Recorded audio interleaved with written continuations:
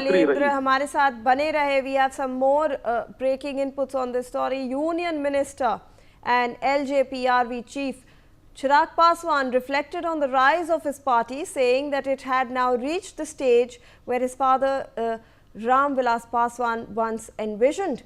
He recalled the party's strong performance in 2005, its setbacks in 2020 and 22, and how many had written it off.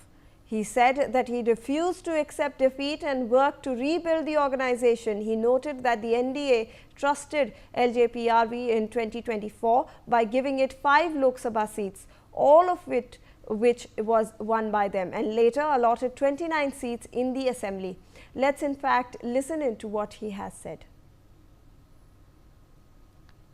आज जब यहाँ आप सबके सामने आपसे रूबरू हो रहा हूँ और एक ऐसे कार्यालय में जिस कार्यालय से मेरे नेता, मेरे पिता आदरणीय रामविलास पासवान जी की पुरानी यादें जुड़ी हुई हैं, आज मुझे इस बात की खुशी है, इस बात का गर्व है कि आज कहीं ना कहीं हमारी पार्टी ने अपनी मेहनत, अपने परिश्रम से, कार्यकर्ताओं की मेहनत परिश्रम से आज पार्टी ने अपने आप को उस मुकाम तक लेकर जाने का काम किया जो सोच मेरे नेता आदरणीय रामविलास पासवान जी की रही। सन 2000 में जब से पार्टी का गठन हुआ तब से लेकर अभी तक ये दूसरा पार्टी का सबसे बेहतरीन प्रदर्शन। शैलेंद्र, मैं आपके पास वापस आना चाहूँगी।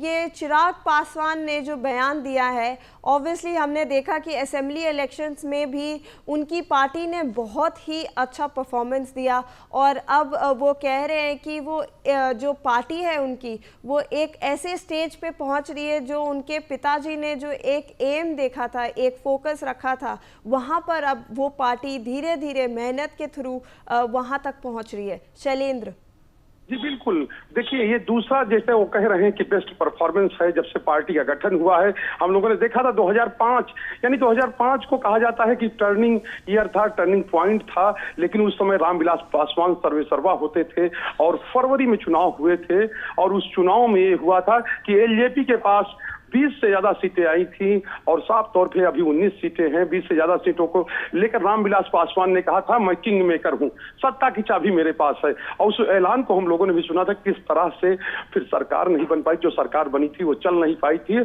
और उसके बाद राष्ट्र शासन राज्य में लगा था। लेकिन अब स्थितियां बदल गई हैं। अब जो है एक कहें कि बड़ी मेजॉरिटी मिली है और ऐसी मेजॉरिटी मिली है, अगर रामविलास पासवान के बेटे चाहे, चिराग पासवान चाहे भी, तो सरकार बनने से नहीं रोक सकते हैं, क्योंकि वो स्थिति नहीं है, हंग असेंबली नहीं है।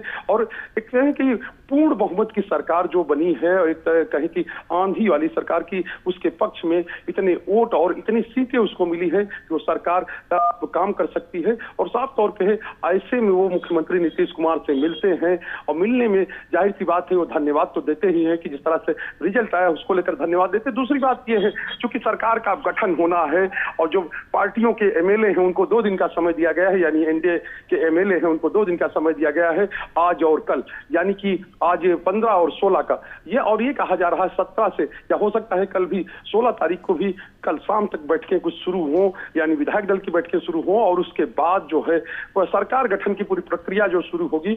और अभी जो एमएलए हैं, तो कुछ एमएलए कहीं की राजधानी पटना में आ चुके हैं, लेकिन ज्यादातर एमएलए अपने क्षेत्रों में हैं, वो लोगों को यानी जनता का आभार जता रहे हैं जिस तरह से पूरा परिणाम आया है। लेकिन इससे इतर जो मुलाकातें हो रही हो वो सिर्फ केवल रामविलास पासवान के बेटे ही नहीं मिले हैं, यानी कि चिराग पासवान ही नहीं मिले हैं। मुलाकात जो है जीतन राम मांझी यानी हम पार्टी के जो अध्यक्ष हैं, केंद्रीय मंत्री, उनके बेटे और बिहार सरकार के मंत्री संतोष सुमन ने भी मुख्यमंत्री नीतीश कुमार से की है। और ये माना जा रहा है कि इस दौरान सरकार गठन में क्या चीजें हो सकती हैं और क्या उनको सरकार में मिल सकता है। शैलेंद्र हमारे साथ बने रहे। We have some more breaking inputs that we'd like to introduce to our viewers. BJP spokesperson Shehzad Poonawalla responded to